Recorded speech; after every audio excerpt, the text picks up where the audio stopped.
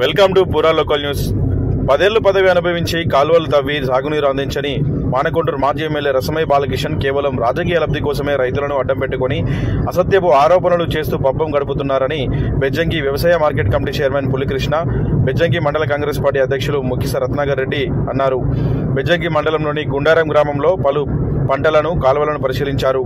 D7 కాలువను పరిశీలించి అందులో పారుతున్న నీటిని చూపించారు. ఈ సందర్భంగా వారు మాట్లాడారు.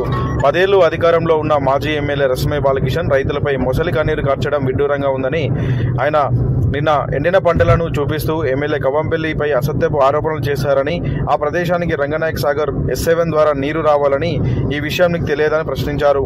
ఇంకా అక్కడ భూమి సేకరణ కాలేదని, కేవలం చౌడరం వరకే ఉందని గొప్పలు చెప్పే రసమై దానిని ఎందుకు పూర్తి చేయలేదని అన్నారు.